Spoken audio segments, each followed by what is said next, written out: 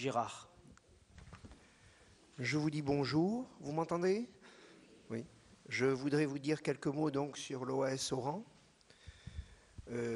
très différente de l'OAS Alger, composée évidemment d'Oranais, c'est-à-dire composée à 80% d'Espagnols d'origine, bien sûr, de bons Français d'origine espagnole, qui a donné une coloration très très particulière à cette organisation de combat.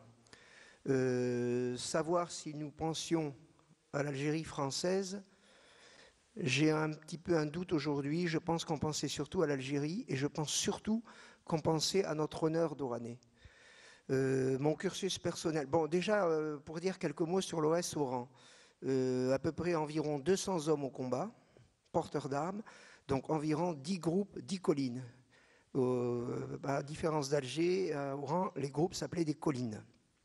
Sans doute qu'il y avait quelques collines à Oran. Et dont la plus grande, celle de Santa Cruz.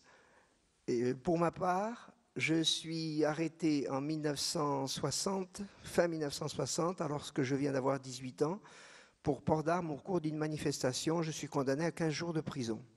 Ce qui me fiche au palais de justice et ce qui indique mon nom et déjà mon petit cursus à ceux qui viennent ensuite me recruter et me proposer d'entrer dans les groupes d'action de l'OAS. Il a fallu beaucoup de temps pour que je comprenne quelque chose, et c'est le général Jouot qui m'en a éclairé.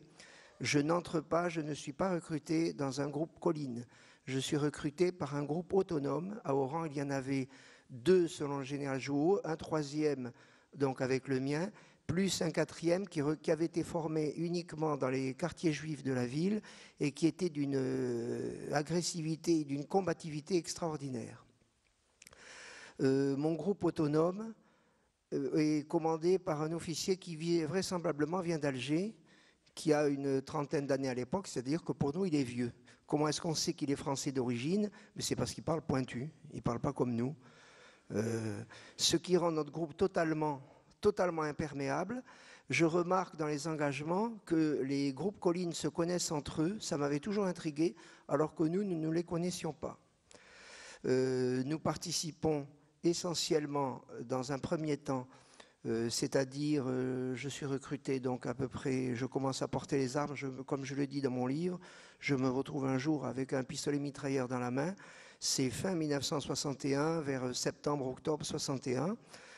À ce moment-là, nous sommes engagés surtout pour rétablir un déséquilibre qui s'installait à Oran, c'est-à-dire l'armée française chargée de la protection des civils recule de plus en plus et en tout cas ne fait plus son travail. Et il y a là un vide qui se crée, un vide que nous venons combler. Première partie de nos engagements, c'est en périphérie d'Oran pour pourchasser les tueurs du FLN qui s'abattaient comme des mouches mortelles sur la population civile.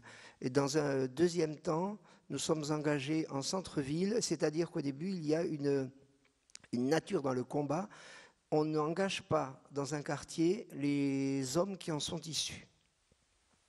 Donc, étant originaire du quartier d'Ekmul, je suis surtout engagé dans les quartiers vers Gambetta quand il s'agit de rétablir la sécurité des civils, et ensuite en centre-ville quand il s'agit de s'opposer au passage et aux venues de ce que nous appelons à l'époque les mobiles et qu'on a ensuite appelé les rouges. Dans nos combats, que puis-je vous dire? Nous sommes motivés. Quelle est la motivation au départ? Il a fallu... La motivation, la première évidente, c'est simplement se battre contre les gens du FLN. La deuxième motivation, également évidente, c'est se battre contre ceux qui ont retourné leurs armes contre nous, c'est-à-dire l'armée française, par ses personnels, notamment ces gendarmes, les gendarmes mobiles que nous appelions les rouges à Oran. L'OAS, je vous ai dit tout à l'heure, environ 200 hommes au combat, environ 1000 personnes qui entourent ces 200 hommes et qui ne portent pas d'armes mais qui s'occupent, je dirais, de la superstructure, de l'infrastructure de l'organisation. À ces 1000 personnes s'ajoutent environ 4000 personnes qui sont des sympathisants proches, qui sont capables de nous héberger, de nous cacher, de transporter, comme dans toute organisation clandestine, de transporter les papiers, de transporter les armes et de transporter les personnes. Nous sommes donc environ 5000 à Oran, dont 200 combattants. Je n'ai pas de sentiment particulier, sauf le sentiment d'une grande culpabilité pour avoir survécu à ce que j'ai vécu. Dans le groupe où nous étions, nous étions donc 10 combattants, 10 jeunes. J'étais, je pense, le plus jeune, j'avais tout juste 20 ans à l'époque, un peu moins. Et il y a eu dans ces 10 hommes 4 tués au combat, dans des engagements contre l'armée française. Les 4 ont été tués par l'armée française. Il y a eu un disparu et probablement à la fin un enlevé. Il y a donc eu 3 survivants, sans penser à l'officier qui nous conduisait.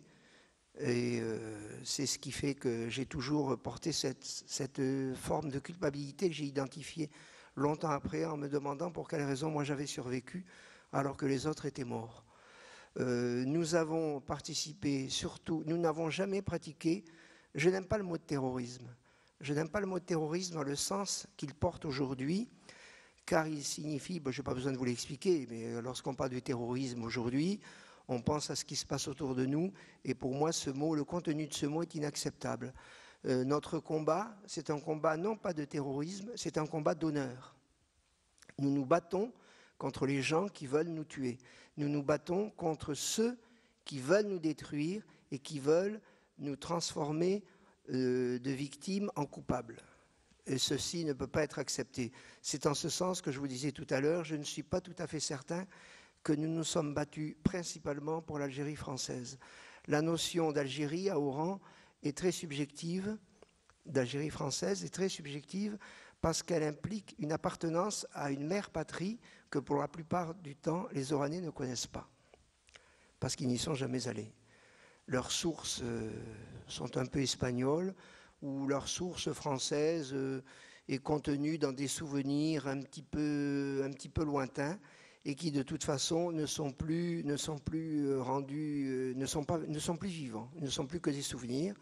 Il s'agit de lutter, c'est dans ce sens que je disais à un ami qu'à Oran, et c'était l'influence du général Jouhaud, il y avait beaucoup d'indépendantistes. Le mot à l'époque était nouveau, c'est ce qui nous a probablement opposés au principe de l'OS d'Alger, qui était un mouvement beaucoup plus politique que nous ne l'étions à Oran.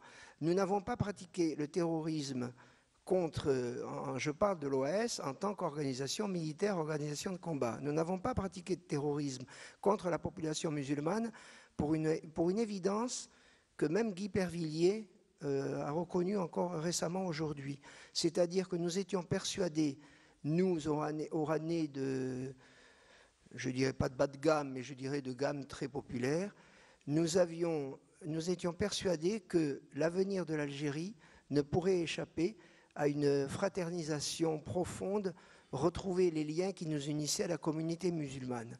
Nous ne pouvions donc pas nous battre contre elle, nous pouvions seulement essayer d'abattre ceux qui la manipulaient et ceux qui essayaient de nous tuer. Donc notre guerre était contre le FLN, évidemment le FLN étant contrôlé par des milieux musulmans, ça c'est évident, des milieux algériens musulmans, au contraire de nous, à l'ouest, avait quelques recrues musulmanes, mais il n'y en avait effectivement pas beaucoup. Je voudrais vous donner juste, terminer sur ce que je vais dire pour pouvoir passer la parole à d'autres. Je voudrais vous parler de l'exemplaire attentat du 28 février 1962.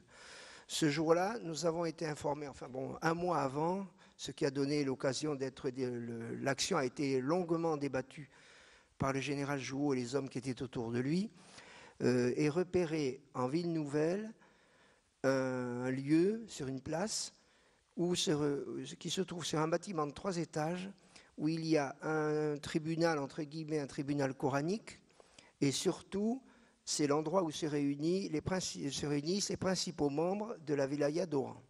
Il y a donc là un lieu, évidemment, il y a 2 étages occupés par des personnes civiles, des musulmans qui habitent là, parce que, évidemment, les intéressés se sont installés dans un endroit où ils sont, d'ailleurs, la politique existe toujours à Gaza, on s'installe en s'entourant de femmes, d'enfants et de familles, parce que ça peut toujours servir. Et donc, le lieu est repéré et l'information est confirmée par la préfecture d'Oran. C'est-à-dire, les gens qui se trouvent à la préfecture d'Oran nous confirment qu'effectivement, le lieu est bon, l'adresse est bonne. Une voiture piégée est amenée donc au bas par les membres musulmans donc de certains groupes d'OS à Oran. La voiture piégée est amenée et déposée, elle tue entre 70 et 90 personnes. Le tribunal coranique disparaît, les principaux chefs de la wilaya d'Oran présents sont tués, et malheureusement, il y a aussi beaucoup de victimes civiles. Ça, on ne peut pas dire le contraire. Aujourd'hui, l'histoire se souvient uniquement du fait qu'une voiture piégée a été déposée devant un bâtiment civil pour viser des civils et tuer des civils, parce que ça devait, probablement, le pense-t-on aujourd'hui, ça devait nous amuser ou alors satisfaire notre besoin de sang et de massacre, ce qui est faux. Voilà, je voulais simplement donner cette... Et on prend comme prétexte que c'est cet attentat qui a provoqué le 5 juillet. Voilà, et cet attentat est utilisé aujourd'hui pour justifier le massacre du 5 juillet. Guy Pervilliers, pour ne pas le citer, l'affirme au moins une dizaine de fois, c'est l'attentat aveugle, le harcèlement aveugle de l'OAS qui provoque le 5 juillet, le massacre du 5 juillet. Guy Pervilliers refuse de répondre à la question, du moins dans son livre, il refuse de répondre à la question suivante. Pour quelle raison, alors qu'il y a eu plus de harcèlement et de massacres et de combats dans Alger contre la population musulmane, pour quelle raison le massacre du 5 juillet a lieu à Oran et non pas à Alger? Là, il n'a pas de réponse et il s'obstine à justifier exactement dans la ligne de ce qui se dit aujourd'hui à Alger et dans les sphères gouvernementales françaises, c'est-à-dire la France n'est informée de rien, les civils musulmans ne sont pas manipulés, il n'y a absolument aucun complot. Ce massacre du 5 juillet n'existe que parce que des actes guerriers de l'Ouest. Voilà.